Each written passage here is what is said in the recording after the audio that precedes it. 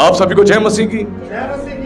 हम एक बार फिर से सर्वशक्तिमान परमेश्वर का धन्यवाद करते हैं जो आदर और महिमा के योग्य है और जिसकी उपस्थिति में आज हम परमेश्वर के वचन को सीखने जा रहे हैं। बारूक अता अदनोई एलोहीनु मेलेक हा ओलाम।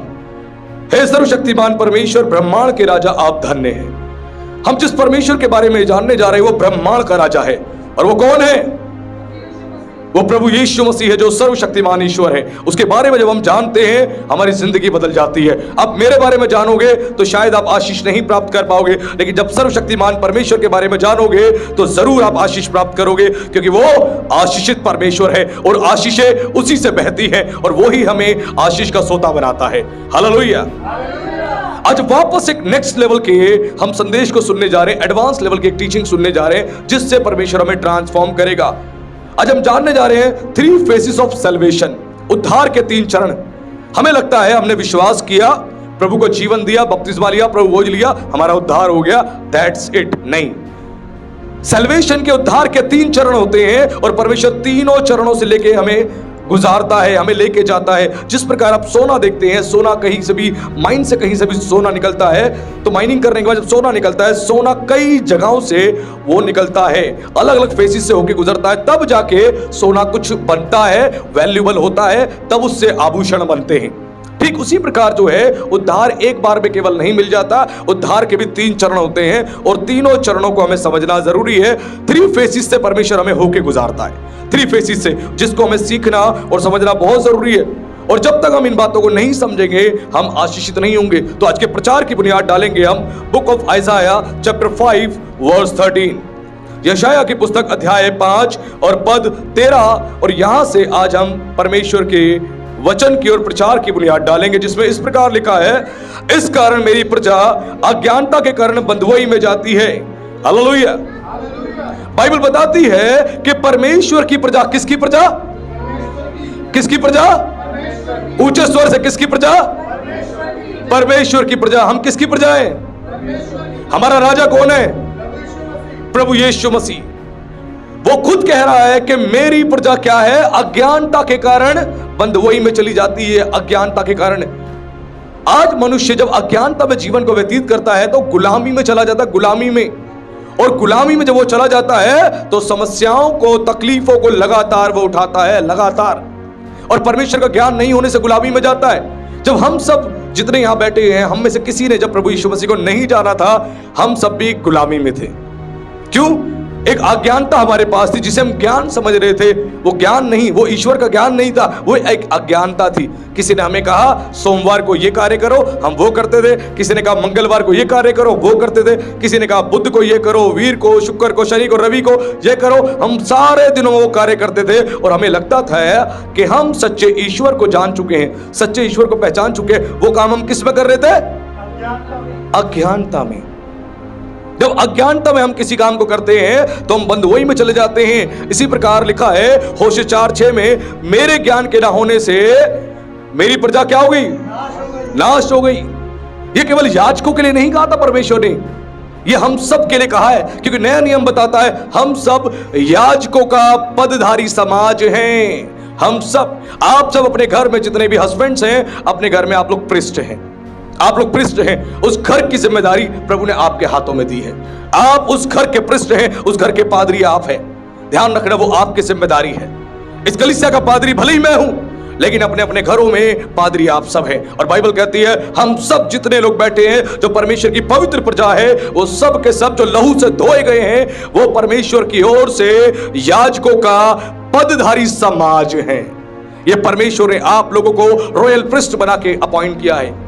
और जब परमेश्वर के ज्ञान को हम तुच्छ जानते हैं तो क्या होता है? हम नष्ट हो जाते हैं। और जब परमेश्वर के ज्ञान को तुच्छ जानता है, क्या होता है? तुच्छ जानता है तो उसकी व्यवस्था को तज देता है। जब परमेश्वर के वचन का ज्ञान आप लेना नहीं चाहोगे ना, तो इट मींस आपने परमेश्वर को, उसकी व्यवस्था को तज दिया है। आप जब उसके ज्ञान को एक्सेप्ट नहीं कर रहे तो परमेश्वर को एक्सेप्ट नहीं कर रहे। आप उसके ज्ञान को आप छोड़ रहे हो तो परमेश्वर को छोड़ रहे हो। क्योंकि बाइबल बताती है सारे बुद्धि और ज्ञान के भंडार जो है मसीह यीशु में ही है, मसीह यीशु में ही है। ये पूरे ब्रह्मांड को परमेश्वर ने बनाया है अपने ज्ञान से, अपनी बुद्धि से।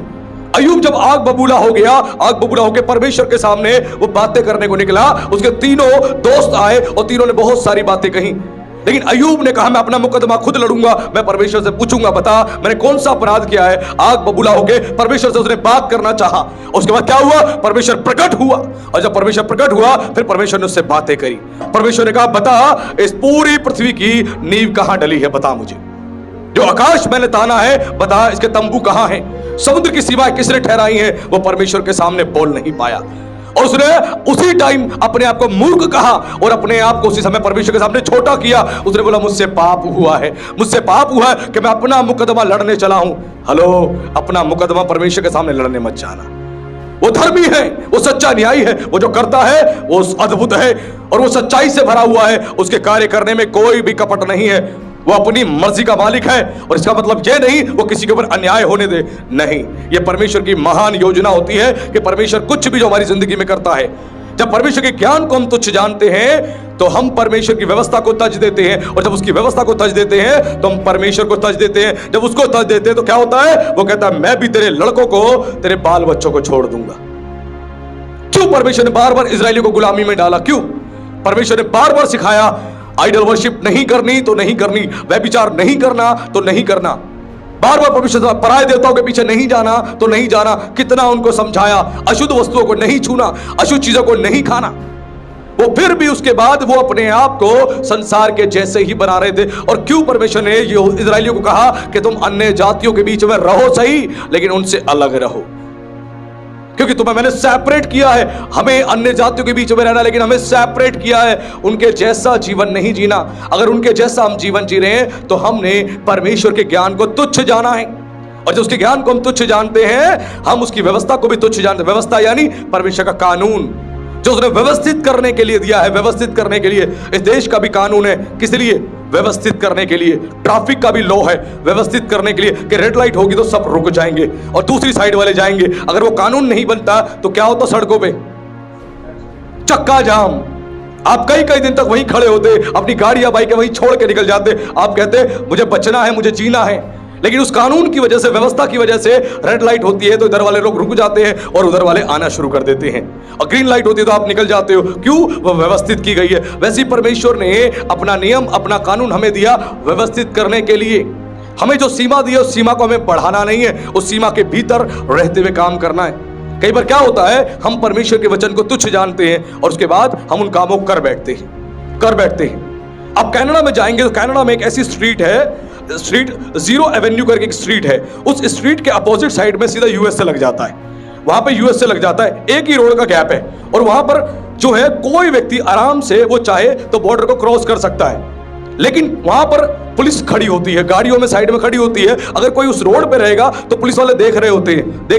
देखने में तो क्या लग रहा है, देखने में लग रहा है कोई पाकिस्तान की तरह कोई कांटों वाली तारें नहीं है, कोई बॉर्डर नहीं बनाया गया, हम आराम से पार कर सकते हैं। एक ही रोड का फर्क है, रोड के इस तरफ यूएस है, रोड के इस तरफ कनाडा है, सिर्फ इतना ही फर्क है। लेकिन उसके बावजूद भी हर व्यक्ति को एक बात पता है कि अगर मैंने रोड पार करी, मैं अपोजिट साइड गया, वैसे पुलिस वाले मुझे अरेस्ट कर लेंगे। क्यों कर लेंगे? क्योंकि मैंने बॉर्डर को क्रॉस करी है। दिखने में क्या लग रहा है, कर सकते हैं, कोई भी नहीं है, कर सकते हैं दिखने में, लेकिन वहां पर खड़ी है टीम अरेस्ट करने के लिए। वैसे कई बार हमें क्या लगता है, परमेश्वर तो दिख नहीं रहा, हम कुछ भी कर सकते हैं, कुछ भी कर सकते हैं, लेकिन ध्यान रखना सजा देने वाला खड़ा है, वो देख रहा है, आपके सारे कामों को देख रहा है। आपको लगता है कोई नहीं देख रहा, क्यों? आपके साथ पादरी नहीं है, आपके साथ आपकी पत्नी नहीं है, बच्चे नहीं है, तो आपको लगता है जो दिल करेगा वो मैं कर लूंगा, ऐसा लगता है हमें। लेकिन ध्यान रखिए, आप बॉर्डर को क्रॉस कर रहे हैं, वो सीमा हमारी नहीं है, उस सीमा के बाहर नहीं जाना, हमें अपनी सीमा के अंदर रहना है। हम हिंदुस्तानी लोग जो हैं, हम अपनी सीमा में ही सुरक्षित हैं। आप यहीं पर अपनी पुलिस को, अपने फोर्सेस को बता सकते हो मैं इसी देश का नागरिक हूं, इसी देश का नागरिक। अगर रोड आपने बॉर्डर को क्रॉस कर दिया, उस साइड गए, तो आपको उठा लिया जाएगा और आपको वो जासूस समझेंगे, आपको वो क्रिमिनल समझेंगे, आपको आतंकवादी समझेंगे और आपके ऊपर कार्रवाई की जाएगी, कार्रवाई। वैसे ही हमें ध्यान रखना है कि हम अपनी सीमा को क्रॉस तो नहीं कर रहे, सीमा को क्रॉस तो नहीं कर रहे। और यहां बताया कि जब परमेश्वर के ज्ञान को हम तुच्छ जानते हैं, हम उसकी व्यवस्था को तज देते हैं, तो परमेश्वर क्या करता है, हमारे बाल बच्चों को भी तज देता है।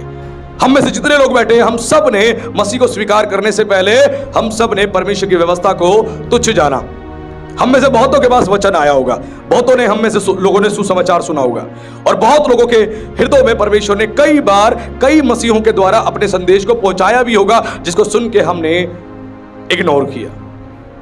और बाइबल कहती है व्यवस्था जो है लोगों के हृदयों में डाली गई है, यानी लोगों को पता है क्या काम नहीं करना है और क्या काम करना है। अपने आप ही हमारा हृदय हमें गवाही देता है, लेकिन हम फिर भी उन कामों करते। वैसे जब हमने प्रभु को नहीं जाना था, हम इस प्रकार का जीवन जी रहे थे, और हम किस में चले गए? गुलामी में चले गए, हम बंधुआई में चले गए। और बंधुआई में जब हम चले गए, गुलामी में चले गए, तो हमारा जीवन पूरी तौर से समस्याओं में था। और हमें कौन गुलाम बना लेता है? शैतान। जो सेटन है वो हमें गुलाम बना लेता है। कब? जब परमेश्वर के ज्ञान को हम तुच्छ जानते हैं, उसकी व्यवस्था को, उसके नियम को तुच्छ जानते हैं, तो शैतान हमें गुलाम बना लेता है। क्योंकि शैतान आपका जब तक नहीं बिगाड़ पाएगा जब तक आप नियम को नहीं तोड़ोगे। आदम और हवा दोनों ने एक नियम को तोड़ा, शैतान ने उनको अपना आहार बना लिया। जब तक नियम नहीं तोड़ा था वो सही थे, नियम तोड़ते ही वो समस्या में आ गए। नियम तोड़ते ही शैतान का काम क्या है? आपसे पाप करवाना। अरे दारू पीने से कुछ नहीं होता, 2 पैक पी ले, चिंता में बहुत है, टेंशन में बहुत है, पी ले, पिलवा देगा। आपको बोले जुआ खेलने से कुछ नहीं होता, कर ले, तेरी लाइफ बदल जाएगी, कर ले, दुनिया कर रही है, तू भी कर ले। आपसे करवाएगा, और आपको ऐसा करवा के नियम तोड़वाएगा। आपसे बार बार पता क्या करेगा? परमेश्वर के विरुद्ध पाप करवाएगा। और वो पता क्या करेगा? ऐसा काम करवा के ना पीछे खड़ा हो जाएगा। पता है क्यों? उसको पता है कि बाप अब इसको पीटेगा, बाप इसको पीटेगा। आदम और हवा को सजा किसने दी? परमेश्वर ने। शैतान ने नहीं दी, परमेश्वर ने सजा दी। वो आपसे नियम तोड़वाएगा और आप ही को परमेश्वर सजा दिलवाएगा। वो बहुत क्लेवर है। और आपको लगता है नहीं, ऐसा नहीं है, बाइबल पढ़े, ऐसा ही है, और समझे। और इंसान जब पाप करता है तो गुलामी में चला जाता है, और शैतान उसको गुलाम बना लेता है, पूरी तौर से गुलाम बना लेता है। लेकिन प्रभु यीशु मसीह ने क्या किया? उद्धार के पहले फेसिस में हम सब गुलाम थे, हम गुलामी में जीवन को व्यतीत कर रहे। लेकिन उद्धार के पहले फेसिस में प्रभु ने क्या किया? रेवलेशन उसके चैप्टर 5 वर्स 9 में लिखा है कि तूने अपने लहू से हर एक कुल, भाषा और लोग और जाति में से परमेश्वर के लिए लोगों को मोल लिया है। हालेलुया। प्रभु यीशु मसीह ने आपको और मुझको अपने लहू से क्या लिया है? मोल लिया है। हम क्या थे? गुलाम। और गुलामों को खरीदा जाता था। बाइबल के जमाने में भी गुलामों को खरीदा जाता था, और गुलाम बेचे जाते थे। यूसुफ को क्या किया? यूसुफ को बेच दिया। किनके हाथों में? मिस्रियों के हाथों में उसको बेच दिया। यूसुफ को बेच दिया, और क्या उसके बदले में कुछ दिया है और बेच दिया। गुलाम इस प्रकार होते थे। तो हम भी गुलाम थे, शैतान के हम गुलाम थे। जो चाहता था वो हमसे करवाता था, और हम करते थे। लेकिन प्रभु यीशु मसीह ने अपना लहू देकर उससे मोल ले लिया, यानी खरीद लिया। हम उसके अधीन थे ना, शैतान के, लेकिन प्रभु ने अपना लहू देकर उससे हमें मोल ले लिया, हमें खरीद लिया। और साफ क्या लिखा है कि उसने हर एक कुल, भाषा, लोग और जाति में से परमेश्वर के लिए लोगों को मोल लिया। यीशु ने अपने लहू से हमें मोल लिया, हमें खरीद लिया है। आज हमें समझना जरूरी है। जब तक हम इस बात को नहीं समझेंगे, उद्धार के पहले चरण को कभी समझ ही नहीं पाएंगे। और जब यीशु ने हमें खरीद लिया तो हम किसके गुलाम हैं? हम यीशु मसीह के गुलाम हैं, क्योंकि यीशु ने हमें खरीदा है। पहला चरण जो है, पहला चरण को ध्यान समझना, क्योंकि संदेश के आगे जाओगे सारी बात आप समझ लोगे। आपको लगे हम यीशु के गुलाम हैं, ये कैसे गुलाम है? अभी आगे चलो, मैं समझाता जाऊंगा। यीशु ने हमें मोल ले लिया, हमें खरीद लिया। खरीद के उसने अपना बना लिया हमें। और खरीदने के बाद गुलाम को कभी भी कोई भी काम जब करवाया जाता था, गुलाम को कोई पैसे नहीं दिए जाते थे। आपको बताऊं, गुलाम को अगर जो भी काम का उसको करना है और हां करके करना है, वो ना नहीं कर सकता कि स्वामी नहीं होगा, उसे करना ही करना है। डैनियल को जब गुलाम बना के ले जाया गया, बेबीलोन में जब ले जाया गया गुलाम बना के, उस टाइम क्या हुआ? डैनियल की उम्र कितनी थी? हमें मूवी में दिखाई दे डैनियल बुढ़ा था। वो बुढ़ा नहीं था, वो 14 से 15 साल का लड़का था डैनियल और उसके दोस्त। वो इतनी यंग एज के थे, उनको ले जाया गया। और जब बेबीलोन में किसी को गुलाम बना के ले जाया जाता था तो क्या होता था वहां पे? सुबह मॉर्निंग में जैसे गुलाम बना के ले गए तो बेबीलोन की सड़कों पर सारे गुलामों को छोड़ दिया जाता था। बेबीलोन की सड़कों पर सारे गुलामों को छोड़ दिया जाता था। और जब सुबह होती थी, जो वहां के लोग हैं बेबीलोन के, जब दरवाजा खिड़की खोलते थे, वो देखते थे बाहर, अरे कौन खड़ा है? गुलाम है, इधर अंदर आ। और वो अपनी मर्जी से जिसको जो काम करवाना चाहता था वो करवाते थे। सुबह से लेकर चाहे रात तक करवाए, चाहे पूरे दिन करवाए, और बदले में चाहे खाना दे चाहे ना दे, उसकी अपनी मर्जी, घर में सोने को दे या ना दे, काम करा के बाहर भगा सकता है। इस प्रकार काम होता था। इस प्रकार गुलामी में रखा जाता था। और इस प्रकार गुलाम बनाया। गुलाम को कोई हक नहीं है कि मांगे मैं गुलामी में हूं, मैंने तेरा काम के खाने को दे दो। मर्जी है मालिक की, वो चाहे दे चाहे ना दे, दे चाहे ना दे। इस प्रकार बेबीलोन में सारे गुलाम थे, सारे गुलाम थे, और इस प्रकार गुलामी में वो लोग रहते थे। हमें आज परमेश्वर समझा रहा है, वैसे ही प्रभु यीशु मसीह ने क्या किया? प्रभु यीशु मसीह ने हमें अपने लहू से खरीद लिया है। और गुलाम के पास कोई भी अधिकार नहीं होता। जब आप गुलाम हो ना तो कोई अधिकार नहीं है आपके पास। अधिकार किस चीज का अधिकार? क्या जी मेरे साथ अन्याय हो रहा है, प्लीज मेरे ऊपर दया की जाए, अपने फैसले को लेकर कोर्ट में जाए, उसको कोई अधिकार नहीं है। अधिकार नहीं, क्योंकि वो सिटीजन नहीं है, वो स्लेवरी में है, गुलाम है, गुलाम। और गुलाम को पूरी तौर से उसके साथ जो भी करना है वो मालिक कर सकता है, उसकी अपनी मर्जी है। जूते पॉलिश करवाए, गाड़ी साफ करवाए, घर की सफाई कराए, खाना बनवाए, सुबह से लेकर रात तक बर्तन धुलवाए, 100 लोगों का काम करवाए, लेकिन वो करवाएगा और आप उसको मना नहीं कर सकते। मना नहीं कर सकते आप, क्योंकि गुलाम हो। मना करोगे तो बहुत पिटाई होगी, इसीलिए आप गुलाम और पिट के फिर काम करना पड़ेगा। क्योंकि यह उस देश का लॉ होता था, ये लॉ होता था कि गुलाम कोई भी अधिकार को प्रस्तुत नहीं कर सकता। तो गुलाम पे कोई अधिकार नहीं हो सकते, और गुलाम किसी भी बात में मालिक को ना नहीं कह सकता कि स्वामी ये काम नहीं होगा, मना नहीं कर सकता। उसको सारे काम करने पड़ेंगे। और उसके बाद गुलाम की कोई सैलरी भी नहीं होती कि सोचे कि 1 महीना काम करा लिया अब तो मुझे कुछ मिलेगा, 5 जोड़ी कपड़े मिल जाए, थोड़ा सा मधु मिल जाए, थोड़ा दाखरस मिल जाए। कुछ नहीं मिलेगा। गुलाम को काम करना है, जीवन भर काम करना है, जीवन भर। और बदले में उनकी मर्जी है, मालिक की कुछ दे चाहे ना दे, अपनी मर्जी है। फ्री में, फोकट में उनको मिल गया बंदा काम करने वाला, और वो काम करवाए जा रहे। तो गुलाम के साथ इसी प्रकार होता था। लेकिन प्रभु यीशु मसीह ने एक बड़ी ही अद्भुत बात हम सब के लिए करी, अपने लहू से मैं मोल लिया। और रोमियो 6:18 में लिखा है, और पाप से छुड़ाए जाकर धर्म के दास हो गए हैं। हम पाप से छुड़ाए जाकर किसके दास हो गए हैं? धर्म यानी धार्मिकता के दास हो गए हैं। और धार्मिकता किसकी है? परमेश्वर की। हम सब किसके दास हैं? हम परमेश्वर के दास हैं। हम जितने लोग यहां पर हैं हम सब परमेश्वर के दास हैं। हम गुलामी से निकाले गए हैं और हम सब परमेश्वर के दास हैं। और परमेश्वर के दास बन के हमें जीवन को जीना है, आज हमें समझना जरूरी है। और दास के पास खुद का कोई अधिकार नहीं होता और कोई सैलरी उसको नहीं मिलती। और गुलाम जो है अपनी मर्जी से कुछ भी नहीं कर सकता, जो कुछ उसे करना है मालिक की मर्जी से करना है। अब हम सब प्रभु के लहू से मोल लिए गए हैं, हम सब प्रभु यीशु मसीह के दास हैं, हम धार्मिकता के दास हैं। अब जब हम सब प्रभु यीशु मसीह के दास हैं तो क्या हम डिमांड कर सकते हैं कुछ? दास के लिए समझा रहा हूं मैं, दास को क्या करना है? स्वामी ने जैसा कहा वैसा काम करना है। दास नहीं बोल सकता प्रभु जी 12 साल से सेवा कर रहा हूं, 12 साल से सेवा, प्रभु जी महीने के 2-3 लाख रुपए तो दिला ही दो ताकि परिस्थिति और बेहतर हो जाए। नहीं बोल सकता, नहीं बोल सकता। ये सर्वेंट की बात समझा रहा हूं, ध्यान से सुनना भी, वो नहीं बोल सकता। आज सब लोग कहते हैं मैं परमेश्वर का सेवक हूं, सेवक हूं। सेवक के हाथ में क्या होनी चाहिए?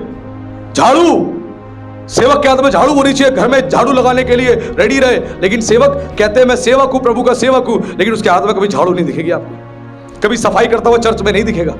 मैं सेवक हूं, मैं सर्वेंट हूं, मैं प्रभु का दास हूं। दास शब्द लगा लिया। दास का काम क्या है? क्या काम होता है दास का? गुलाम का काम क्या होता है? झाड़ू लगाना, दरी बिछाना, पानी पिलाना, ये उसका काम होता है। लेकिन आज जो दास बन के बैठे हैं वो कुर्सी पर बैठे हैं, आराम से कह रहे हैं मैं प्रभु का दास हूं, एयर कंडीशनर में बैठे हैं और दुनिया को, पूरी कलीसिया को आदेश दे रहे हैं ये करो, ये करो, ये करो, आराम से बैठे।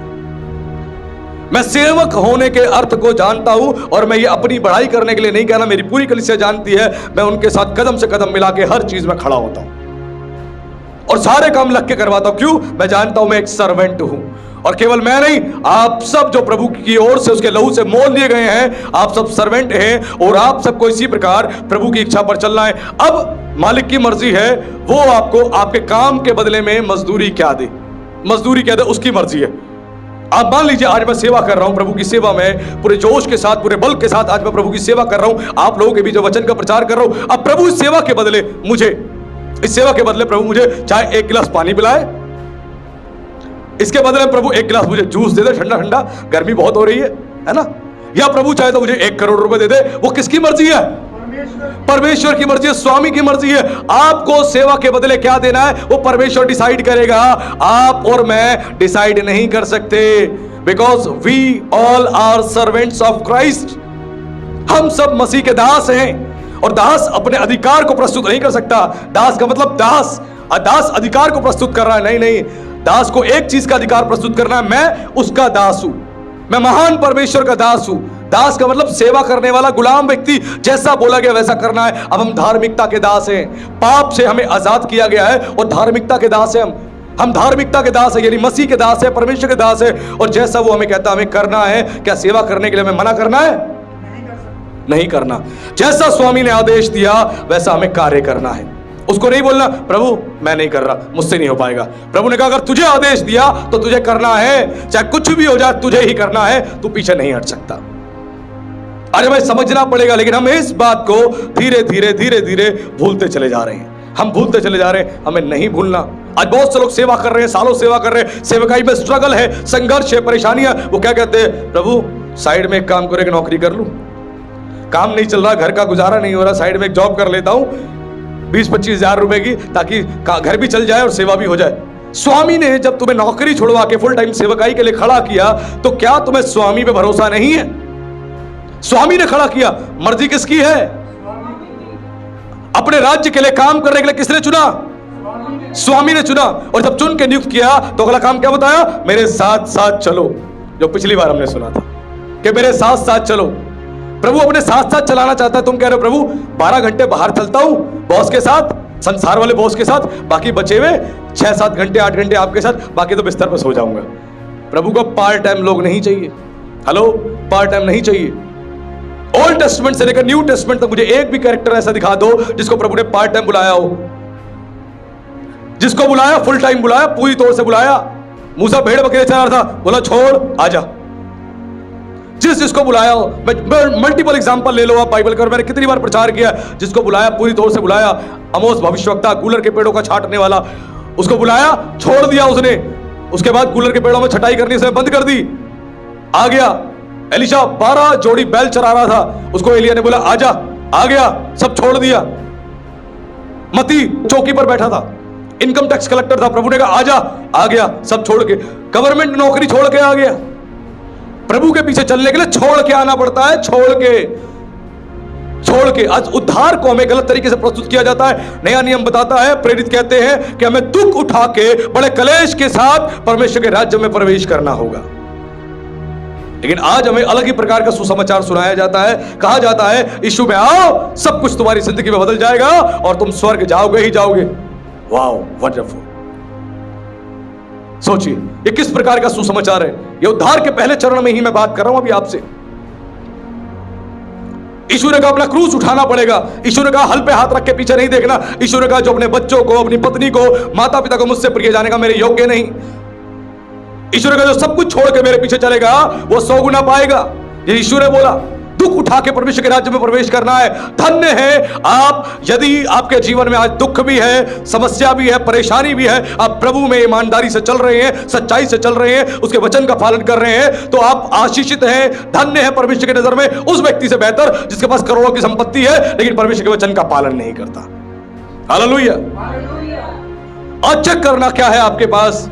परमेश्वर की धार्मिकता आपके पास है, ये संसार की वस्तुएं हैं जिसको देख देख के आप खुश होते हो। पौलुस कहता है संसार की वस्तुएं मेरे लिए कूड़ा करकट है, कूड़ा करकट।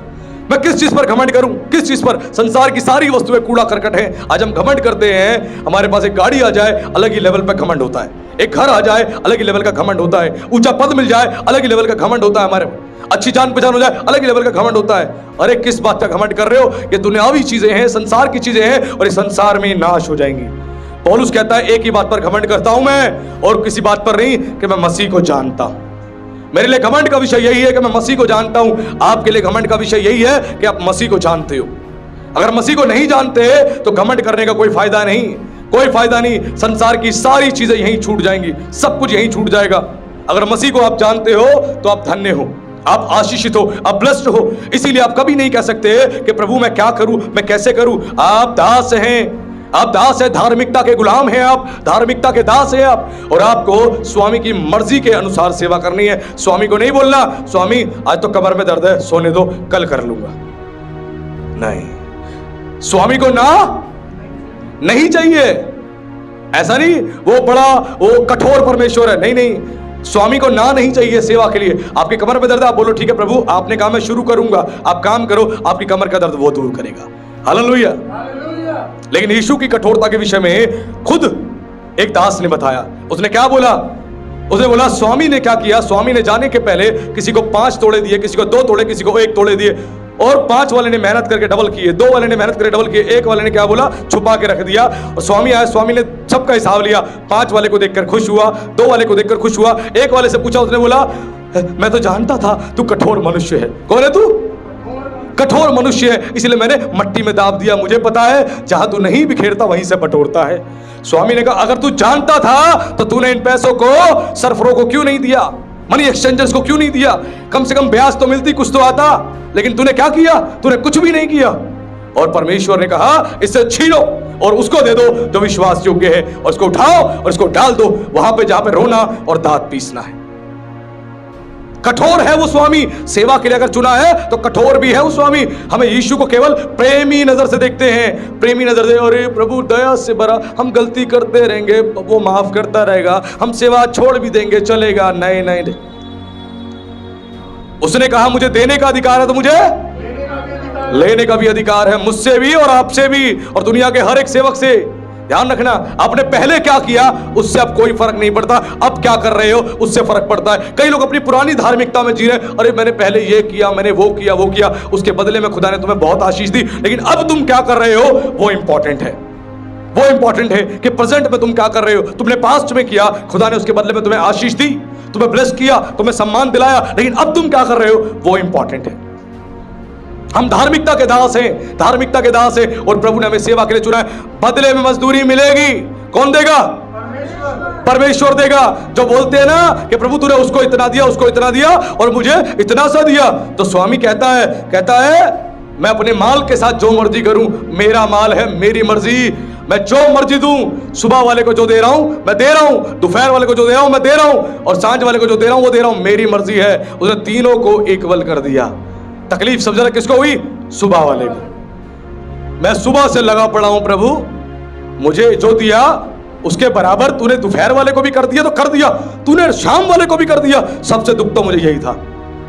जो कर रहे हैं सेवा 40 साल से 50 साल से, जब वो देखते हैं 10 साल 12 साल 15 साल से कोई सेवा कर रहा है, बहुत सेवा उसकी बढ़ा दी प्रभु ने, बहुत ब्लेस कर दिया, बहुत ज्ञान से बुद्धि से भर दिया, तो वो जेलसी खाते कई ऐसे लोग और कहते हैं इसको तूने इतना दे दिया, हम इतने साल से कर रहे, हमें आज तक कुछ नहीं दिया। स्वामी कह रहा मेरा माल मेरी मर्जी, तुझे स्कूटर पे घुमाऊं या तुझे कार पे घुमाऊं या साइकिल पे घुमाऊं, मेरी मर्जी।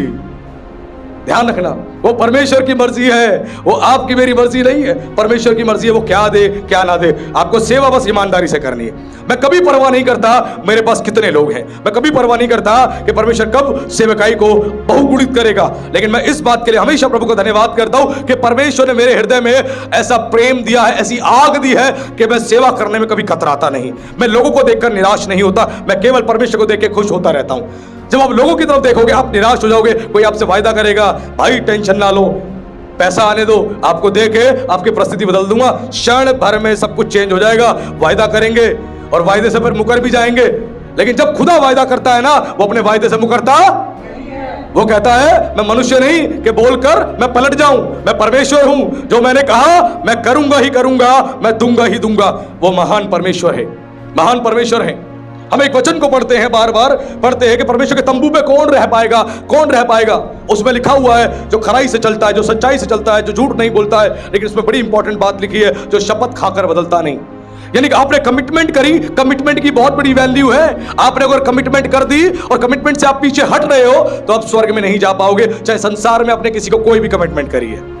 ये बहुत गहरा संदेश है, जिस दिन प्रचार करूंगा आंखें खुल जाएंगी आपकी। ओल्ड टेस्टमेंट में बहुत कुछ बताया गया है, न्यू टेस्टमेंट में बताया गया है। कमिटमेंट करके पलटना नहीं, अगर कमिटमेंट करी तो करना ही करना है, चाहे उसके लिए आपको नुकसान उठाना पड़े, लेकिन आपने कमिटमेंट करी तो कमिटमेंट पूरी करनी है।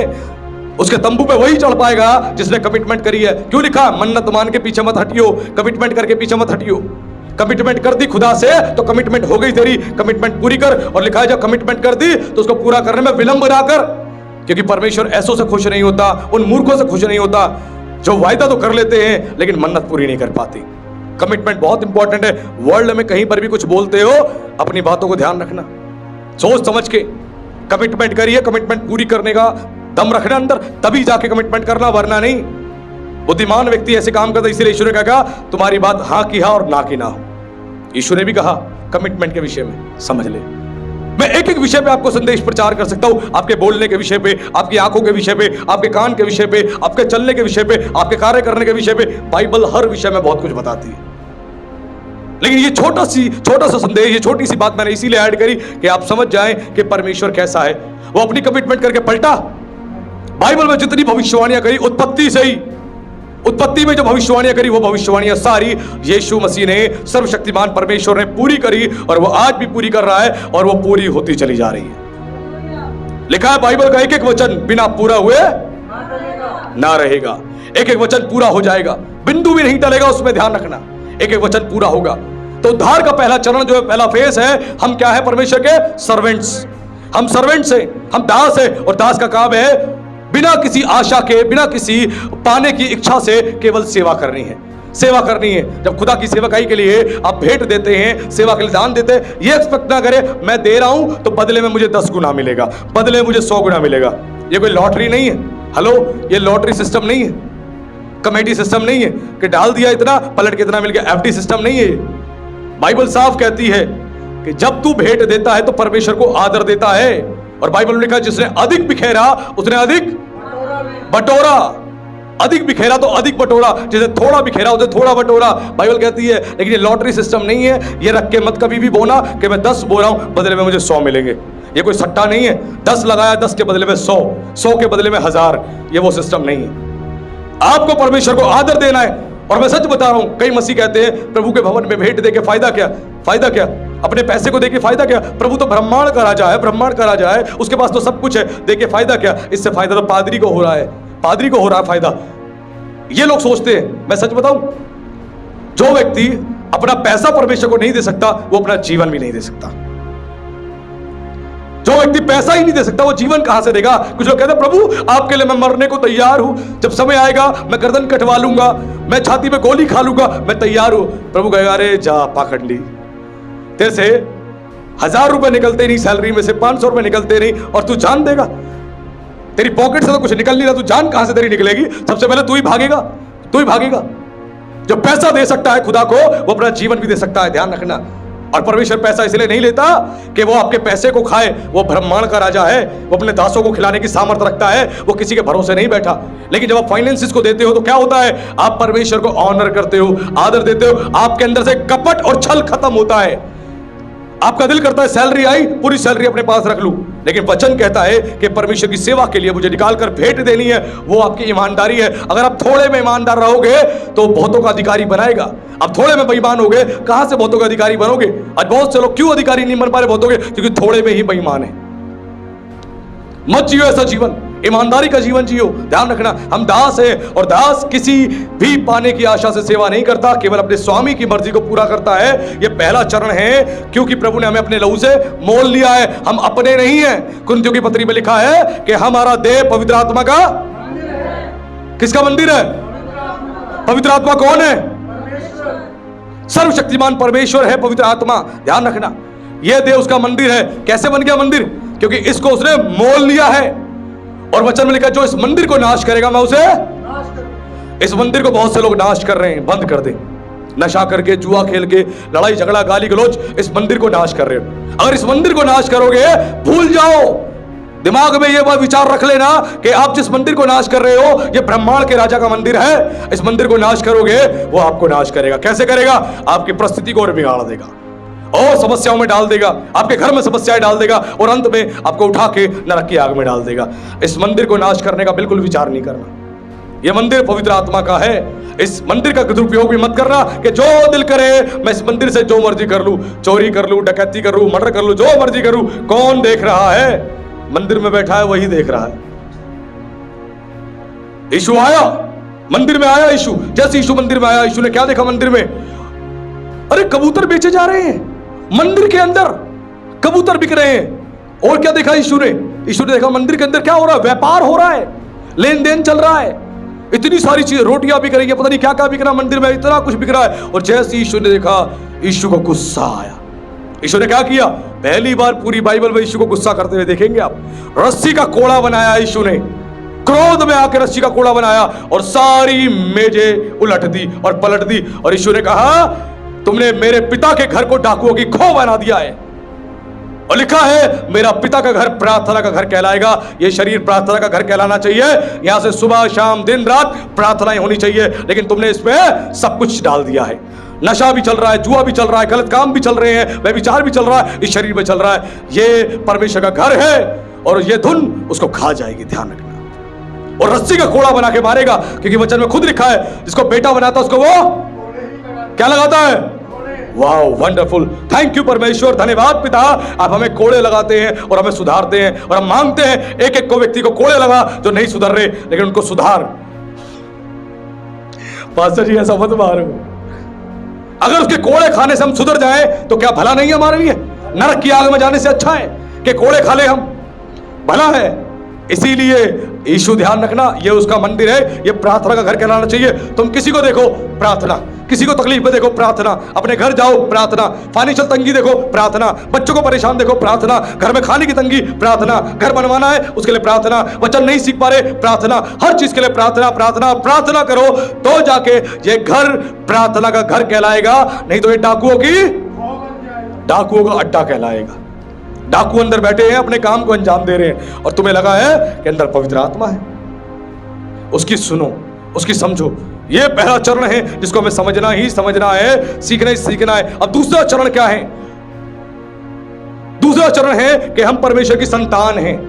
हम परमेश्वर की संतान है, सेकंड फेज है, हम परमेश्वर की संतान है। क्योंकि यूहन्ना 1:12 में लिखा है, परंतु जितनों ने उसे ग्रहण किया उसने उन्हें परमेश्वर की संतान होने का अधिकार दिया, अर्थात उन्हें जो उसके नाम पर विश्वास रखते हैं। हालेलुया।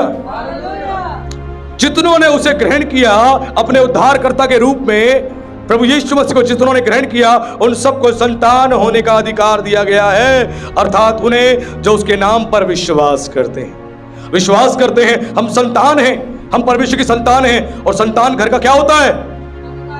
क्या होता है? सब बोले क्या होता है? अधिकारी। आपका बेटा जो है आपके घर का क्या है? यह सर्वेंट है, अधिकारी है, वो घर का अधिकारी है बेटा। उसका क्या काम है? घर में उसको कुछ भी लेना है अपने पिता से कैसे बोलेगा? पापा पापा प्लीज दे दो, पापा पापा प्लीज दे दो, पैर पकड़ रहा हूं पापा दे दो, मुझे 100 रुपए चाहिए पापा, मुझे मेट्रो से यहाँ जाना है पापा। ऐसे करेगा? ऐसे नहीं करेगा। अधिकार से बोलेगा, पापा 100 रुपए प्लीज मुझे चाहिए, मुझे दो, मुझे जाना है, कुछ काम है। बाप बोलेगा, क्या काम है? ये काम है, ले पकड़। आप घर के अधिकारी हो, आपको इस बारे में पता होना जरूरी है। आज मसीह को पता ही नहीं, आज भी अधिकारी होने के बाद गिड़गिड़ा रहे, प्रभु जी प्रभु कह रहा है, अरे तू जानता ही नहीं तू कौन है। प्रभु कह रहा, तेरा बेटा क्या तुझसे ऐसे मांगता है? किसका बेटा है ऐसे मांगता है? किसी का मांगता हो तो बताना। अगर किसी का बेटा मांगता है तो बाप से नहीं मांग रहा, वो मालिक से मांग रहा है।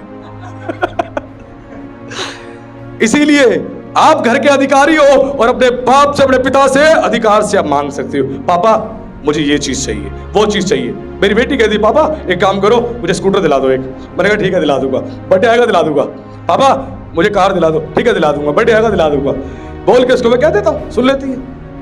ये मेरा गिड़गिड़ाती थोड़ा है, पापा दिला दो नहीं करती। वैसे ही हम परमेश्वर के आगे हम गिड़गिड़ाते हैं बहुत बार, हमें पता नहीं हम अधिकारी हैं। अपने बाप से मांगो अधिकार के साथ, अथॉरिटी के साथ। और बेटा क्या करता है? जब बेटा छोटा होता है पापा की गोदी में जाके बैठ जाता है, बेटी गोदी में बैठ जाती है, गले से लिपट जाती है और कहती है चलो चलो चलो। मैं कई बार बाइबल पढ़ रहा हूं तो मेरी बेटी आती है, हाथ पकड़ लेती है, चलो चलो। कहाँ जाना है? अरे चलो ना पापा, गली में आया आइसक्रीम वाला, आओ आइसक्रीम दिलाओ, चलो। अरे मैंने कहा मैं नहीं जा रहा, अरे चलो ना। ले जाती है और आइसक्रीम लेके आती है अधिकार से। आज हम जानते ही नहीं है, ये सेकंड फेज है सल्वेशन का, सेकंड फेज जिसको जानना जरूरी है। आप अधिकारी हो, अपने बाप का हाथ पकड़ो और अपने बाप से बोलो, स्वर्ग के पिता से बोलो। और यीशु ने खुद क्या सिखाया? यीशु ने खुद सिखाया क्या करना है, अपने पिता से कैसे मांगना है, कैसे प्रार्थना करनी है। हे हमारे पिता आप जो स्वर्ग में, बाप से ऐसे मांगा जाता है, बाप के आगे गिड़गिड़ाया नहीं जाता, बाप के आगे ऐसे मांगा जाता है, क्योंकि वो हमारा पिता है। आदर के साथ, सम्मान के साथ अपने पिता से मांगना है, सम्मान के साथ। उसके बटुए में हाथ डाल के नोट नहीं निकाल लेने, वो चोरी है, वो चकारी है। पिता से बोलना है, मांगना है, ताकि पिता निकाल के अपने हाथ से दे, और पिता को अपने हाथ से ही देना चाहिए। ये नहीं बटुआ रखा ले बेटा निकाल ले, नहीं नहीं नहीं नहीं, हाथ से ही दे। पिता के हाथ से जब बेटी के पास पैसा जाता है वो आशीष जाती है, ध्यान रखना। पिता के हाथ में आशीष होती है तो बच्चों तक जाती है। बटुआ खोला, कपट से निकाले, जेब में डाले और चल दिए। पिता ने बोले 500, बेटे ने लिए 1000 और बेटा चल पड़ा। नहीं, इस बात को समझे कि आप अधिकारी हैं और पिता चाहता है कि अधिकार के बारे में जाने, क्योंकि रोमियो 8:7 में क्या लिखा है, और यदि संतान है तो वारिस भी हैं, वरन परमेश्वर के वारिस और मसीह के संगी वारिस भी हैं। अगर संतान हो तो वारिस भी हैं, अगर वारिस नहीं हो जिंदगी भर भिखमंगों की समान बैठे रहोगे, प्रभु दे दे दे दे, और कुछ नहीं मिलेगा, कुछ नहीं मिलेगा। बाप कहेगा तू घर का अधिकारी है, तेरे को इस बात के बारे में पता होना चाहिए। अधिकारी है तू मांग मुझसे, मैं दूंगा। या पहले चरण को आप पार करते हैं, सेकंड फेज में आते हैं, अब अधिकारी बन जाते हैं। आप संतान भी है और पिता की संपत्ति के वारिस भी हैं। कौन सी संपत्ति के? कौन सी? स्वर्ग की संपत्ति भी और पृथ्वी की संपत्ति, वो सब किसकी है? एलोन मस्क की है क्या? न्यूज में आजकल चल रहा है दुनिया का सबसे पहला खरबपति, दुनिया का पहला खरबपति। अरे कहां है वो खरबपति? वो खरबपति है, वो सर्वशक्तिमान परमेश्वर की नजर में वो कंगला है, कंगला। जब परमेश्वर को नहीं जानता, दुनिया में जितना मर्जी धनी हो, वो कंगला है, कंगला। बाइबल कहती है कंगले ओ कंगले, और बोलने में हम हिचकिचाते नहीं है, सच्चाई है कि खुद प्रभु यीशु मसीह ने प्रकाशित वाक्य में कलीसिया को अभिवादन देते हुए बोला क्या कि तू अपने आप को धनी समझता है, तू बहुत धनी हो गया, तू कंगला है, कंगला। नंगा है नंगा, अंधा है अंधा। ऐसे बोला प्रभु ने जो घमंड कर रहे थे अपने पैसों पे। घमंड नहीं करना, उस खुदा के सामने घमंड अच्छे अच्छे चकनाचूर हो जाते हैं। नबूकदनेस्सर का घमंड पिछली बार हमने सुना ना, चकनाचूर हो गया था। क्या बन गया था वो? जानवर हो चुका था। उसके अंदर कई जानवरों की खूबी आ गई थी, कई जानवरों की। लिखा जानवरों जैसा हो गया, जानवर नहीं जानवरों जैसा हो गया। कई सारे जानवरों की खूबी आ गई थी। जब चलता था किसके समान? लोमड़ी के समान। खाता था किसके समान? बैल के समान। और उसके शरीर पे ओस गिरती थी किसके समान? उकाब के समान। उसके शरीर पे ऐसे वो जीवन जी रहा था। कई प्रकार के जानवरों की खूबी आ गई थी उसके अंदर, जो घमंड से भरा था। मैंने अपने बलबूते पे ये कुछ किया, ये कुछ किया। 7 साल के लिए जानवर बन गया, जानवर। परमेश्वर को कभी आंखें नहीं दिखाना, मत बोलना मैंने अपने बलबूते पाया है। तुम्हारी कोई औकात नहीं, मेरी कोई औकात नहीं। हम आज भी उसके कर्जदार हैं, आज भी उसके कर्जदार हैं, ध्यान रखना। इसीलिए खुदा के सामने अपने आप को हलीम करना बहुत जरूरी है। हलीम करोगे तो कुछ पालोगे। बाइबल कहती है महिमा मिलने से पहले क्या मिलती है? नम्रता। परमेश्वर किसी को महिमा देगा यानी ऊंचा पद देगा, सम्मान देगा, बढ़ाएगा, उससे पहले नम्र बनाएगा। चंगाई मिलने से पहले भी नम्रता, सेवा मिलने से पहले भी नम्रता, और परमेश्वर आगे बढ़ाने से पहले भी नम्रता। हर चीज में नम्रता चाहता है। आपके ऊपर नम्रता आएगी तो आशीष पाओगे। जितना बड़ा मंच है उतनी बड़ी नम्रता चाहिए, ध्यान रखना। मूसा के बारे में लिखा, मूसा पूरी पृथ्वी पर सबसे नम्र था। दुनिया के सबसे बड़े मंच पे सबसे ज्यादा नम्र व्यक्ति था मूसा। इसीलिए उसको इतने लाख लोग दिए परमेश्वर ने और उसको इस्तेमाल किया। उद्धार का सेकंड फेज है कि हम परमेश्वर के क्या हैं? हम परमेश्वर की संतान हैं। और घर के क्या हैं? अधिकारी हैं। और अधिकारी अधिकार के साथ मांगता है, अधिकार के साथ। और ईश्वर ने कहा जब तुम प्रार्थना करो, विश्वास से प्रार्थना करो और प्रतिज्ञा कर लो, वो तुम्हें मिल चुका है, मिल चुका है। ये किस बात का साइन है? ये अधिकार का, अथॉरिटी का साइन है। ये अधिकार का, अथॉरिटी का साइन है कि आपने विश्वास से प्रार्थना करी, आपने मांगा और परमेश्वर ने आपके लिए कर दिया। ध्यान रखना। और ये हमें समझना बहुत जरूरी है। हम कई बार नहीं समझ पाते हैं, लेकिन प्रार्थना में कई बार हमें क्यों नहीं मिलता। अब ध्यान से समझना, हम अगली बात पे आते हैं, बड़ी एडवांस बात है। प्रार्थना करते हैं लेकिन हमें मिलता नहीं। पहला यूहन्ना 5:14 में लिखा है, यदि हम उसकी इच्छा के अनुसार कुछ मांगते हैं तो वह हमारी सुनता है। Hallelujah, hallelujah. वचन में लिखा है यदि हम उसकी इच्छा के अनुसार कुछ मांगते तो वो हमारी सुनता है। मांगना किससे? उसकी इच्छा के अनुसार, अपनी इच्छा के अनुसार नहीं। प्रभु माला माल बना दे, एक जैकपॉट लगा दे। प्रभु रोड पे जा रहा हूं, कम से कम 2 तोले की, 3 तोले की, 4 तोले की सोने की चैन मिल जाए किसी की, लाइफ बदल जाएगी। आपको बताऊं, मैं कितने वसीयों को जानता हूं, रोड पे जाते समय उनकी आंखें ना, कुछ नहीं दिखेगा संसार में, लेकिन उनकी आंखें नोट देख लेती है। कितनी भी दूर नोट पड़ा हो, वो सीधा वहां पहुंच के गाड़ी घुमाएंगे और आएंगे, उठाएंगे, हाँ नोट है, नोट दिख जाता दूर से। आंखें इतनी शार्प है कुछ नहीं दिखेगा, लेकिन नोट दिख जाते हैं। ऐसे मसीह भी है। क्यों? आंखें बड़ी शार्प है। किस चीज के लिए? नोट देखने के लिए। यानी नोट के प्रति इतने ज्यादा जागरूक है, इतनी समझ है कि दूर से नोट दिख जाता है, दूर से वचन नहीं दिखता, दूर से परमेश्वर नहीं दिखता, बाकी सब दिख जाता है। सोचिए, परमेश्वर की इच्छा के अनुसार मांगोगे तो मिलेगा। उसकी इच्छा के अनुसार कैसे मांगते हैं? जब पवित्र शास्त्र बाइबल को जानोगे, उसके वचन को, उसके कथन को जानोगे, तो उसकी इच्छा के अनुसार मांग पाओगे। अगर बाइबल के कथन को नहीं जानते, अपनी इच्छा से मांगो, प्रभु ऐसा कर दे, वैसा कर दे, प्रभु कहेगा कैसे प्रार्थना कर रहा है तू, नॉनसेंस वाली। तेरी प्रार्थनाओं में समझ ही नहीं है, तेरी प्रार्थनाओं में ज्ञान ही नहीं है। पौलुस क्या कहता है? प्रार्थना करो तो कैसे करना? आत्मा से भी और बुद्धि से भी। इमोशनल प्रेयर नहीं चाहिए, स्पिरिचुअल प्रेयर चाहिए, जो समझ के साथ हो, समझ के साथ हो। मैं कई बार अपने लोगों को क्या कहता हूं कि तुम्हारी प्रार्थनाओं में बड़ी कमी है, तुम्हें प्रार्थनाओं को सुधारने की आवश्यकता। मैं क्यों कहता हूं? क्योंकि कई बार इनकी प्रार्थनाओं में मैं देखता हूं समझ नहीं है, प्रार्थनाओं में ज्ञान नहीं है, प्रार्थनाओं में बुद्धि नहीं है, प्रार्थनाओं में आत्मा नहीं है। केवल शारीरिक होकर बोले चले जा रहे, बोले जा रहे, बड़ बड़ बड़ बड़ नहीं चाहिए। उसकी इच्छा अनुसार मांगना है। और ये कैसे होगा? क्योंकि बाइबल खुद कहती है कि पवित्र आत्मा परमेश्वर की मनसा जानता है और परमेश्वर की इच्छा के अनुसार प्रार्थना करवाता है। जो होली स्पिरिट आपके अंदर है वो परमेश्वर की मनसा जानता है। मनसा यानी परमेश्वर की इच्छा। कौन सी इच्छा? कि तुम्हें प्रार्थना में अभी क्या कहना है। तुम्हें प्रार्थना में क्या कहना कौन जानता है? पवित्र आत्मा जानता। क्या जानता है? परमेश्वर की इच्छा जानता है। कि परमेश्वर चाहता है कि आज सुबह जब तुम प्रार्थना करो तो क्या प्रार्थना करो और कैसे प्रार्थना करो, वो पवित्र आत्मा जानता है, परमेश्वर की मर्जी। और वो हमसे ऐसी ही प्रार्थना करवाता है। जब पवित्र आत्मा आपसे प्रार्थना करवाएगा तो आहें भर भर के बयान से बाहर कह के हे अब्बा, हे पिता कहकर प्रार्थना करवाता है। हे अब्बा, हे पिता का मतलब क्या होता है? अपने बाप से प्रार्थना कर रहे हैं, हम अधिकारी हैं और ये पवित्र आत्मा ही आपके पास अधिकार को वापस स्थापित करता है। अगर पवित्र आत्मा आपके पास नहीं है, अधिकार आपके पास नहीं। अधिकार का मतलब क्या है? अधिकार का मतलब है डोमिनियन। डोमिनियन आपके पास है। आदम और हव्वा किससे गिरे? अधिकार से गिर गए। क्या अधिकार था? पूरी पृथ्वी का अधिकार उनके पास था। परमेश्वर ने पूरी पृथ्वी का अधिकार उन्हें दिया और बोला रहो यहां पे। लेकिन जैसी पवित्र आत्मा उन्हें छोड़ के गया, वो अधिकार से गिर गए। अधिकार से गिर गए। क्यों? पवित्र आत्मा निकल गया। पवित्र आत्मा आपके भीतर रहेगा तो डोमिनियन में रह पाओगे, अधिकार में रह पाओगे। अगर पवित्र आत्मा निकल जाएगा तो तुम्हारे पास कोई अधिकार नहीं। आदम हवा का अधिकार छिन गया। अब उसके बाद क्या हो गया इनके जीवन में? स्ट्रगल, संघर्ष, तकलीफ, बुराई, और ये डरने लग गए। पहले डरते नहीं थे, अब परमेश्वर की आवाज से डर रहे हैं। जब पवित्र आत्मा था आवाज से नहीं डरते थे, लेकिन जैसे पवित्र आत्मा छोड़ के गया अब परमेश्वर की आवाज से भी डर लग रहा है।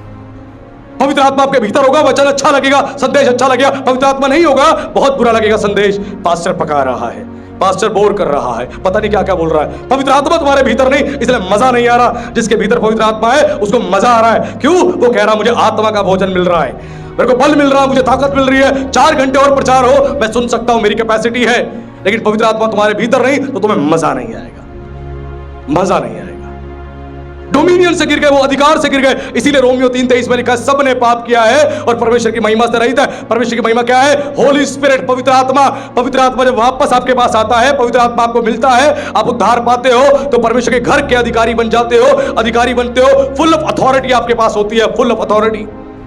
क्यों हम प्रार्थना करते हैं तो बारिश थम जाती है? क्यों प्रार्थना करते हैं तूफान रुक जाता है? कितनी बार हमें प्रेयर मीटिंग में जाना, कितनी बार हमें कहीं जाना था, हमारी बारिश हो रही, मेरी बेटी मुझे कही थी पापा प्रार्थना करो, बारिश को थाम दो, क्योंकि उसने कितनी बार देखा है मैंने प्रार्थना करी बारिश रुक गई। एक बार नहीं, अनेकों बार तूफान रुक गए, मौसम ठीक हो गया। कितनी बार उसने देखा है। और इससे बड़े बड़े काम देखे मेरे घर में, मेरी कलीसिया के लोगों ने। क्यों? क्योंकि उन्होंने देखा कि हमारे पास्टर जो है फुल अधिकार के साथ अथॉरिटी से प्रेयर करते हैं। जब किसी की चंगाई के लिए अधिकार से प्रार्थना करोगे, किसी के छुटकारे के लिए प्रार्थना करोगे, तूफान के लिए प्रार्थना करोगे, बारिश के लिए प्रार्थना करोगे, तो परमेश्वर आपकी प्रार्थना सुनेगा। वो सुनता है, ना केवल मेरी, पूरे विश्व में हर एक उस मसीह की, हर एक प्रभु के दास की सुनता है प्रभु प्रार्थना, जो सच्चे हृदय से, अधिकारी से परमेश्वर को पुकारते हैं और अधिकार से प्रार्थना करते हैं। आज आपको अपने अधिकार के बारे में समझना पड़ेगा। इस डोमिनियन से मत गिरो। पवित्र आत्मा चला गया, डोमिनियन से गिर जाओगे, हर चीज के लिए फिर मोहताज हो जाओगे। आदम और हवा के पास जब पवित्र आत्मा था, क्या किस चीज के लिए मोहताज थे? वो उनकी सोच से बढ़कर उनके लिए अदन के बगीचे में मौजूद था। लेकिन जिस दिन वहां से निकल गए, उसके बाद जीवन में संघर्ष, स्ट्रगल आ गया और आदम की वजह से पृथ्वी भी श्रापित हो गई। आदम की वजह से, और दुख ही दुख, संकट ही संकट, संकट ही संकट उसके जीवन में आ गए, परेशानियों में भर गया। डोमिनियन यानी पवित्र आत्मा क्यों हमें समझना जरूरी है। आज हमारे बीच में ब्रदर रॉनी ने एक प्रचार किया, उन्होंने क्या बोला? मांगो तो क्या मांगना है? पवित्र आत्मा, होली स्पिरिट। ईश्वर ने कहा तुम बुरे होकर अपने बच्चों को अच्छी चीजें देते हो, तुम बुरे होकर, तुम कई गलत काम कर रहे हो, फिर भी अपने बच्चों के लिए क्या से ले करते हो? बढ़िया खाना, बढ़िया मिठाई, बढ़िया जगह से बढ़िया बढ़िया चीजें लेके आते हो अपने बच्चों को खिलाने के लिए। लिखा है जब अपने स्वर्गीय पिता से मांगोगे तो तुम्हें पवित्र आत्मा क्यों ना देगा? क्यों ना देगा? वो पवित्र आत्मा देगा आपको, और वो देना चाहता है। क्यों देना चाहता है? पवित्र आत्मा अगर मिल गया तो आपको सब कुछ मिल गया, और पवित्र आत्मा नहीं मिला तो संसार में सब कुछ मिलने के बाद आपको फिर भी कुछ नहीं मिला। ये पवित्र आत्मा बहुत जरूरी है। यही पवित्र आत्मा डोमिनियन में लेके चलता है, अधिकार में लेके चलता है, और आपके जीवन से स्ट्रगल और संघर्ष को खत्म करता है। और ये हमें समझना और सीखना बहुत जरूरी है। इसीलिए वचन क्या कहता है? साफ शब्दों में वचन कहता है जो परमेश्वर की आत्मा के द्वारा चलाए चलते वही उसके क्या है? सबके पास जुबान है, बोल सकते हैं। जो परमेश्वर की आत्मा के द्वारा चलाए चलता है वो कौन है? उसके पुत्र हैं। जुबानों का इस्तेमाल करें। खुदा ने जुबान आपको बुराई करने के लिए नहीं, अपनी महिमा करने के लिए दी है। इसका इस्तेमाल करें। हालेलुया। इसीलिए ध्यान रखिए, जो आत्मा के द्वारा चलाए चलता है वही परमेश्वर का बेटा है, उसकी बेटी है। आत्मा के द्वारा यानी पवित्र आत्मा आपको सिखाएगा प्रेयर कैसे करनी है, प्रचार कैसे करना है, सुधी कैसे लेनी है, काउंसलिंग कैसे करनी है। होली स्पिरिट आपको लीड करेगा, आपको गाइड करेगा, और आप देखें कि धीरे धीरे पवित्र आत्मा आपके द्वारा लोगों के जीवन में बड़ा काम कर रहा है, एक बड़ा बदलाव लेके आ रहा है, एक ट्रांसफॉर्मेशन लेके आ रहा है। वो आपको डोमिनियन में लेके चलेगा, शेर की तरह इस्तेमाल करेगा। दहाड़ोगे आप, दहाड़ोगे, परमेश्वर अद्भुत रीति से इस्तेमाल करेगा। वो जब चाहेगा वो आपको तूफान की तरह इस्तेमाल करेगा, जब चाहेगा पानी की तरह इस्तेमाल करेगा, जब चाहेगा हथौड़े की तरह इस्तेमाल करेगा। वो उसकी मर्जी है, उसकी अपनी विल है, अपनी मर्जी है, और वो इस्तेमाल करेगा। ये है दूसरा चरण। पहले हम परमेश्वर के दास हैं, दास को कभी ना नहीं करना, उसकी सेवा करनी है। दूसरे हम उसकी संतान हैं, जिसका काम क्या है? फुल ऑफ अथॉरिटी, अधिकार हमारे पास है। अधिकार से प्रार्थना करो, तुम्हें क्या नहीं मिलेगा? नौकरी मिलेगी, बिजनेस मिलेगा, सब कुछ मिलेगा, लेकिन अधिकार से प्रार्थना करो, अधिकार को समझो। अब तीसरे चरण में आते हैं। हम यीशु मसीह की क्या है? दुल्हन। हम यीशु मसीह की दुल्हन है, हम ब्राइड हैं। इस बात को समझना है। और कलीसिया जो है यीशु मसीह की दुल्हन है, और दुल्हन का काम, पहला काम क्या है? पहला काम क्या है दुल्हन का? अपने दूल्हे से सच्चा प्रेम करना। झूठा नहीं, पाखंडी प्रेम नहीं कि चर्च में संडे संडे आ रहे हैं, 3 घंटे बैठ के प्रेम दिखा रहे हैं, बाकी 6 दिन संसार में जाके डेटिंग कर रहे हैं किसी और के साथ। डेटिंग। आज कई सारे डेटिंग ऐप आ चुके हैं ना। जवान बच्चे डेटिंग कर रहे हैं, जवान बच्चे छोड़ो, बुजुर्ग लोग भी डेटिंग कर रहे हैं आज की डेट में। फर्जी फोटो लगा रखी है, फर्जी फोटो लगा के डेटिंग कर रहे हैं। क्यों? क्योंकि उनके जीवन में परमेश्वर का प्रेम नहीं है, परमेश्वर के बारे में जानते तक नहीं है। दुल्हन का काम है यीशु से सच्चा प्रेम करना। केवल चर्च में आके वचन को नहीं सुनना, घर पे भी सुनना, ऑफिस में भी सुनना। वचन यहां नहीं पढ़ना, घर पे भी पढ़ना, घर पे भी प्रार्थना करना, और यहां भी करना। सच्चा प्रेम करना है कलीसिया का पहला काम। दुल्हन का पहला काम है अपने दूल्हे सच्चा प्रेम करना। पति क्या चाहता है अपनी बीवी से? सबसे पहली चीज क्या चाहता है? सच्चा प्रेम। कहता देख, दिखावे वाला प्रेम मत करियो, सच्चा प्रेम करियो। और जो पत्नी सच्चा प्रेम करती है, अपने पति को उसकी कमी भी दिखाती है। बोलेगी आप में एक कमी है, आपको सुधारने की जरूरत है। जो सच्चा प्रेम नहीं करती, पति को एक भी चीज में करेक्ट नहीं करेगी, चुपचाप देखती रहेगी, उसका जीवन जैसे मर्जी जिए, मुझे क्या, खाने को तो दे रहा है ना, ला रहा है ना, मुझे क्या। नहीं, सच्चा प्रेम करते हो, करेक्ट करोगे। अपने पति को बोलोगे तुम इस चीज में गलत हो, अपनी पत्नी को बोलोगे इस चीज में गलत हो। तो पहली चीज है सच्चा प्रेम करना है, सच्चा प्रेम। और वचन में क्या लिखा है? जब परमेश्वर से प्रेम करना है, कैसे? संपूर्ण बुद्धि के साथ, संपूर्ण शक्ति के साथ, और संपूर्ण हृदय के साथ अपने परमेश्वर यहोवा से प्रेम कर।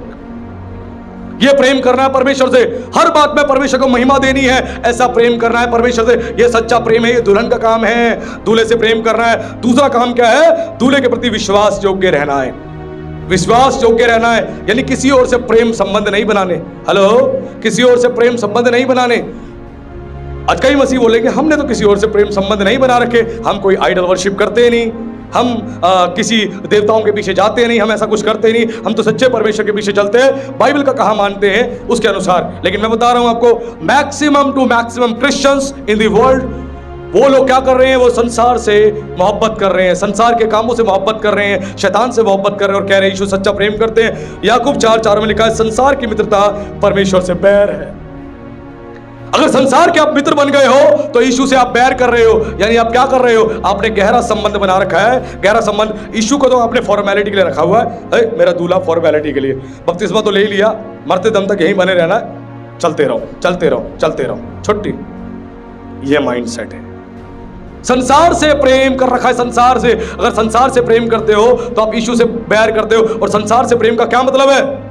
संसार के जैसे हो जाना, नशा, जुआ, व्यभिचार, गंदी गंदी फिल्में देखना, पॉर्न फिल्में देखना, सेक्सुअल एक्टिविटीज, संसार की सारी गंदी चीजों में इन्वॉल्व हो जाना, इधर उधर हांडना, आवारागर्दी करना, नाइट आउट करना और आवारागर्दी करके संसार को बर्बाद करना। एक पूरी रात बैठ के प्रार्थना नहीं करी गई, लेकिन एक फुल नाइट आउट करते हैं जवान बच्चे। वाओ, वंडरफुल, क्या बात है। एक रात का कमिटमेंट नहीं, आज पूरी रात बैठ के हम प्रार्थना करेंगे, लेकिन एक पूरी रात का कमिटमेंट है बाहर के नाइट आउट पे जाएंगे, घूमने जाएंगे।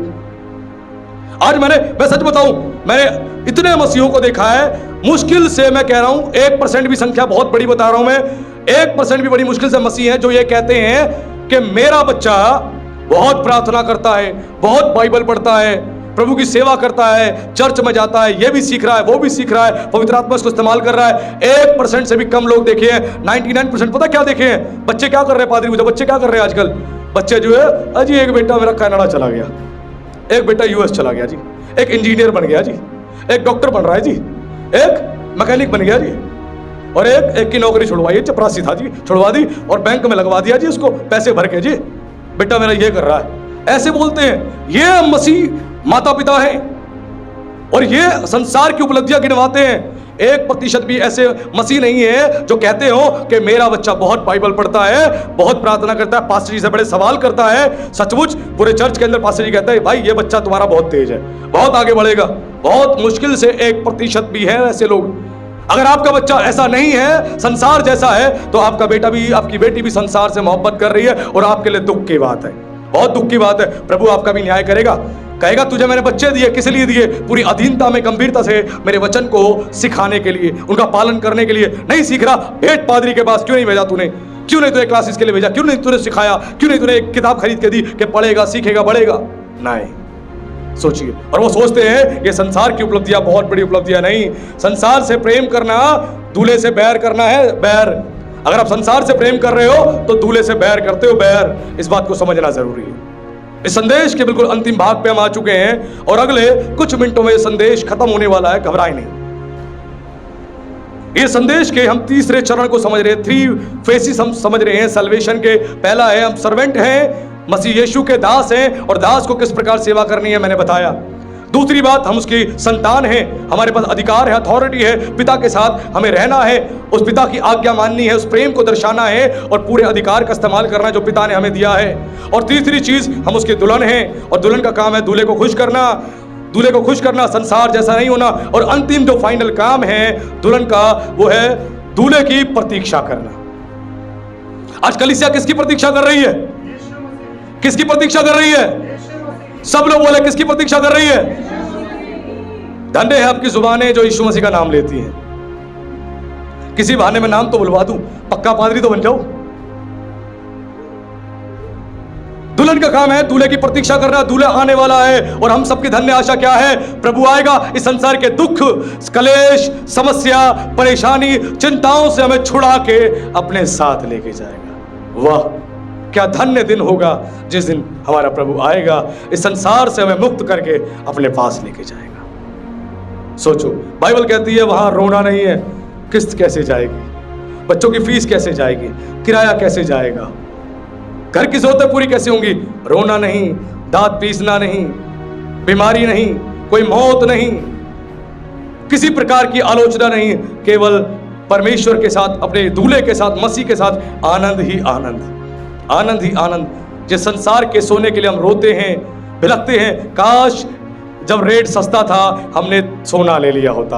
आज लाख रुपए पार कर गया, अब ले भी नहीं पाएंगे, ऐसी परिस्थिति आ गई है। हम जिसकी चिंता करते हैं वो बाप कहता है स्वर्ग में तेरे लिए मेरे बेटे, मेरी बेटी, मैंने सड़कें बना दी हैं सोने की, सोने की सड़कें, तो उस पर चल।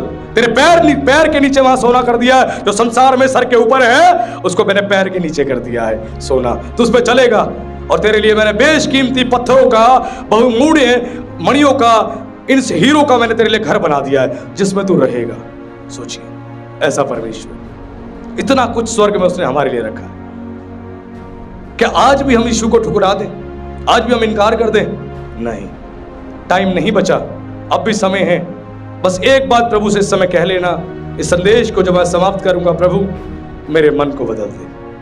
बस मेरा मन संसार में क्यों लगा है? क्योंकि ज्यादा समय मैं संसार में बिताता हूं। मेरा मन जब तेरे साथ लगेगा उसका अर्थ है मैं तेरे साथ समय बिताऊंगा। और जिसके साथ आपका समय बीत रहा है उससे आप मोहब्बत करते हो, नहीं बीत रहा मोहब्बत नहीं करते हो। ये बात हमें सीखनी समझनी जरूरी है। और दूल्हे के लिए दुल्हन को सज के तैयार रहना है। आत्मिक सुंदरता, मन की नम्रता, दीनता, पवित्र आत्मा का जो फल है, उस फल का जो प्रेम है फल, उस फल के प्रकटीकरण है, मैनिफेस्टेशन है, आनंद, शांति, कृपा, सच्चाई, भलाई, विश्वास, ये हमारे भीतर पाए जाएं। इससे हम सजे हों। यीशु आने वाला है और हमें अपने साथ ले जाने वाला है। और जब दुल्हन को कोई भी बात दूल्हे से कहनी होती है, क्या पब्लिक में कहती है? नहीं। कब कहां कहती है? बंद कमरे में। यीशु ने क्या बोला? प्रार्थना करता है ना, करती है ना, दरवाजा बंद कर, घुटने टेक, मुझसे कह। दुल्हन का काम है दूल्हे से कहना और दूल्हा सब कुछ पूरा करेगा। प्रभु आप सबको आशीष दे। आप सभी को जय मसीह।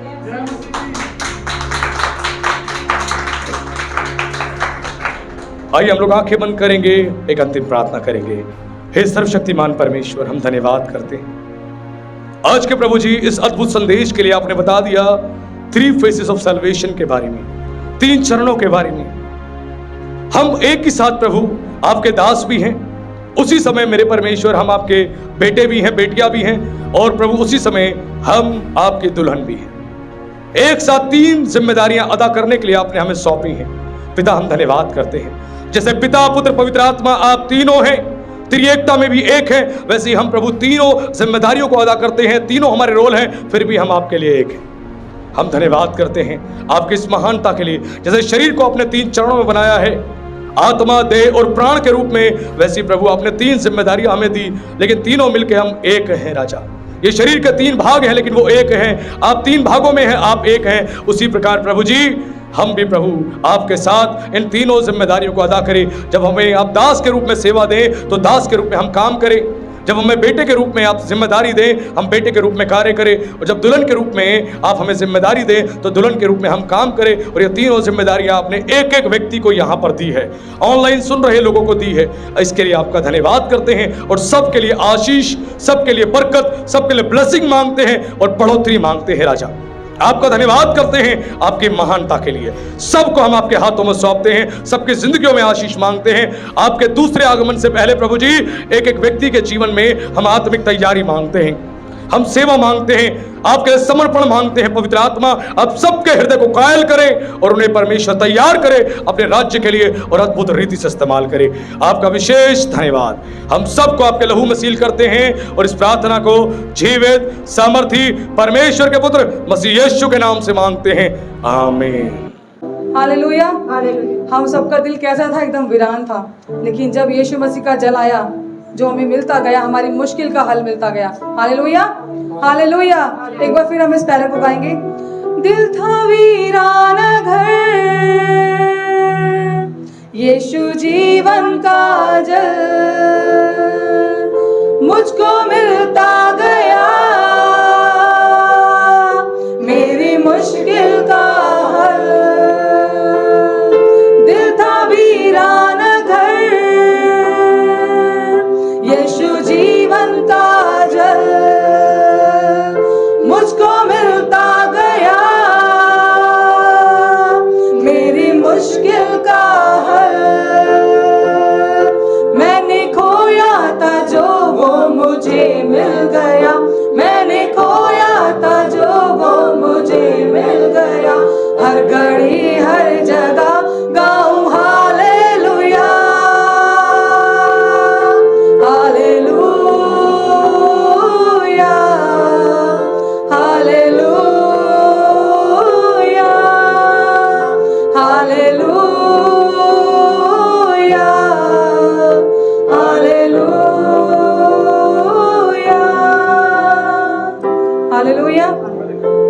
परमेश्वर इस गीत के द्वारा आप सबको आशीष दे और हम विश्वास करते हैं कि आज यीशु के जल ने आपकी मुश्किलों का हल कर दिया है। हालेलुया। तो इस गीत के द्वारा आप सबको बहुत आशीष दे।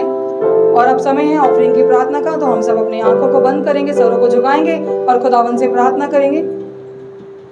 प्रभु यीशु मसीह, महान परमेश्वर, जीवित परमेश्वर, राजाओं के राजा, प्रभुओं के प्रभु, हम आपका धन्यवाद करते हैं। आज के ऑफरिंग के लिए हम प्रार्थना करते हैं परमेश्वर, जिन भी भाई बहनों ने अपने हाथों को बढ़ाया है प्रभु, जिस भी कमी घटी से दिया है प्रभु, हम प्रार्थना करते हैं उनके भले भंडारों को, उनके बैंक बैलेंसों को प्रभु, उनकी नौकरियों में प्रभु, सब में आपकी बरकत आशीष को मांगते हैं पिता।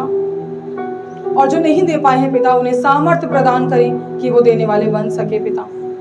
मेरे परमेश्वर, ये छोटा दान प्रभु आपकी महिमा में, आपकी सेवकाई में इस्तेमाल होने पाए पिता, और ये बढ़कर इस्तेमाल हो प्रभु, ऐसे हम प्रार्थना करते हैं। इस छोटी सी भेंट को प्रभु हम आपके हाथों में सौंपते हैं और पूरी कांग्रेगेशन को आपके हाथों में सौंपते हुए इस प्रार्थना विनती को मसीह यीशु के पवित्र और सामर्थ्य नाम में मांगते हैं, आमीन। आइए हम सब लास्ट अंतिम प्रार्थना करेंगे। स्वर्गीय पिता, हम धन्यवाद करते हैं आज की पूरी सभा को आपने अपने हाथों में लिया और प्रभु एक एक जन को आपने छुआ, स्पर्श किया और आशीष दी, इसके लिए हम धन्यवाद करते हैं। और हम विश्वास करते हैं आज आपके लोगों का आपके भवन में आना प्रभु खाली नहीं रहा, वरन यहाँ से प्रभु जी अद्भुत रीति से आपके धन को आपके लोग लेके जा रहे हैं और इस धन का जब वो इस्तेमाल करेंगे तो अपने जीवन में, अपने परिवार में, अपने बिजनेस में, अपनी नौकरी में बड़ी बड़ी आशीषें देखेंगे। राजा, आपका विशेष धन्यवाद करते हैं आपकी ब्लेसिंग्स के लिए, आपकी दया के लिए। हम सबको आपके हाथों में सौंपते हैं। इस प्रार्थना को यीशु मसीह के नाम से मांगते हैं, आमीन। आशीष वचन अब परमेश्वर पिता का प्रेम और प्रभु यीशु मसीह का अनुग्रह और पवित्र आत्मा की सहभागिता स्पिरिचुअल ब्लेसिंग क्राइस्ट चर्च के साथ, इस चर्च के सभी मेंबर्स के साथ और जितने विश्व भर में प्रभु के ईमानदार सेवक हैं, विश्वासी और कलीसिया हैं, उन सभी के साथ अब से लेकर सदा और हमेशा तक बना रहे, आमीन, आमीन और आमीन। यदि आप हमारी सेवकाई से आशीष प्राप्त कर रहे हैं और आप हमारी सेवकाई को सपोर्ट करना चाहते हैं तो दिए गए QR कोड को स्कैन करके या दी गई बैंक डिटेल्स पर आप अपनी भेंटें हमें भेज सकते हैं। प्रभु आप सबको बहुत आशीष दे।